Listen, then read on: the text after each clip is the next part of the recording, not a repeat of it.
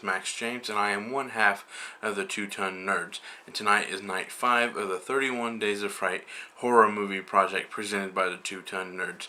This week's theme has been Cabin in the Woods, and this movie is very little different from this theme's week because I cannot watch Evil Dead 1 or 2 without watching this movie, just plain and simple. Tonight's movie is the Bruce Campbell versus Army of Darkness director's cut. This movie is 15 minutes longer than the theatrical cut version of Army of Darkness, so I'm going to be adding a little extra category when I do my little video breakdown. It's going to be the differences between the theatrical and the director's cut. There's quite a bit of difference. Some of the lines are changed dramatically, and I'll kind of get into more detail when I actually do the little breakdown of the movie. So, I'm going to go into watching my movie, and I'll be back in a few seconds. Welcome back. I just got done watching the director's cut version of the Army of Darkness, and I'm just going to get right into the review, and to my little breakdown of the movie, and it goes as this. It's like the plot. It basically just follows right after Evil Dead 2 when Ash gets transported into medieval times and he has to find his way back home, and as well as to keep the Book of the Dead out of the hands of the Army of Darkness, which he inadvertently releases upon the world, so he has to stay long enough to defeat the evil of the movie. The characters in the movie are Ash, his love interest of the movie, Sheila. You got the bad guys in the movie is the Army of Darkness, and then Bruce Campbell himself, Ash, Evil Ash. So that's the characters of the movie. Those are pretty much, and then you also got the run-of-the-mill castle characters. You got your blacksmiths, you got your kings, you got your kind of like your wizard, your / wiseman kind of characters. So it's kind of your run-of-the-mill castle dwellers. 3 is the location. Location is practically just medieval times and a castle out in the middle of nowhere. That's exactly what the location is. Even though there's a few scenes where he's out in the middle of the woods and in a cemetery, but those are just a few key. Those scenes don't last very long. So, but majority of the movie takes place in a castle. You got your special effects. Number 4 is your special effects. This is a little tough for me to say about this one, but I do believe the makeup went down in this one, in Army of Darkness. But I do believe the special effects went up, especially since the uprooting of the trees in Evil Dead 2 was really, really phenomenal. I think the skeleton army was really awesome in this one. I was like, oh, that's pretty cool. And also like the Ray Harryhausen skeletons as well.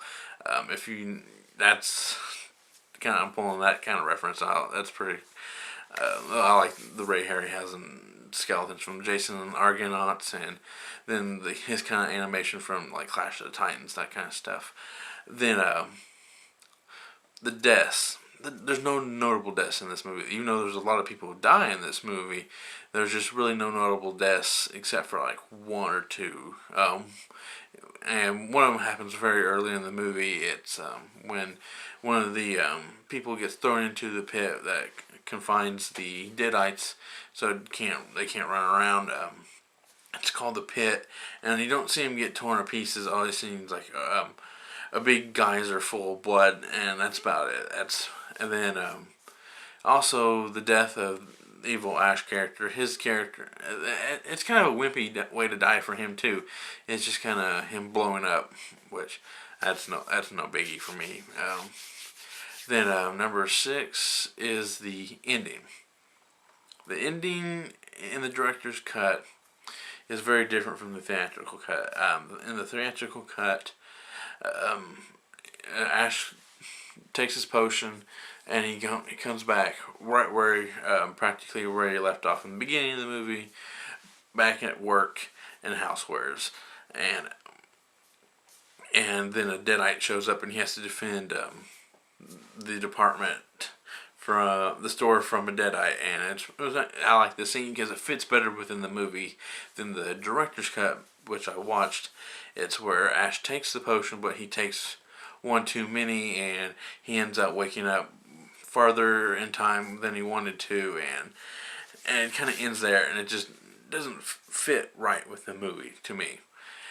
So, which leads me to the seventh and final thing we'll talk about the movie is that it's the theatrical versus the director's cut. And I can't recommend the director's cut at all. Maybe to diehard Evil Dead fans, I can, but not to like your run of the mill horror fans.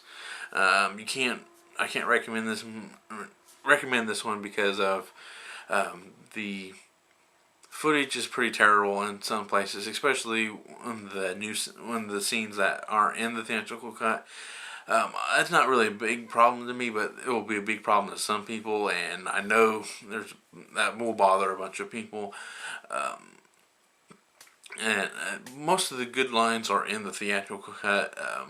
One scene to note is there's a scene in after. There's a scene after the windmill scene, after he fights the little miniature versions of Bruce Campbell.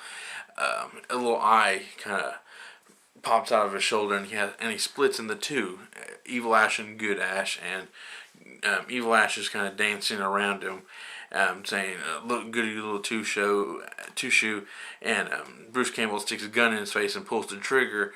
And in the theatrical version, it's "Good, bad, I'm the man with the gun." That's the line, but in the director's cut, his line is "I'm not that good." So I like the theatrical version, and most people do, and I just can't recommend the director's cut. That's why I kind of picked to watch this one instead of the theatrical cut, so I can kind of tell you that pass on the director's cut. If you're a true horror Evil Dead fan, you'll watch it regardless if it's bad or not. But I do the thing is, final thoughts is that I do recommend the theatrical version of Bruce Campbell versus the Army of Darkness, but I can't recommend the director's cut, but I do only if you're a true Evil Dead diehard fan. So that's all I want to say about this is that it's very different. It's a different movie altogether because of just the way the footage looks, the alternate lines. It just kind of doesn't feel like Army of Darkness because I've seen the theatrical cut and the director's cut plenty of times. I just prefer the theatrical cut because because that version has the better lines, the better ending, and it just overall looks better. So, with all that being said, I am Max James. I am one half the 2 Ton Nerds, and I am going to go geek out.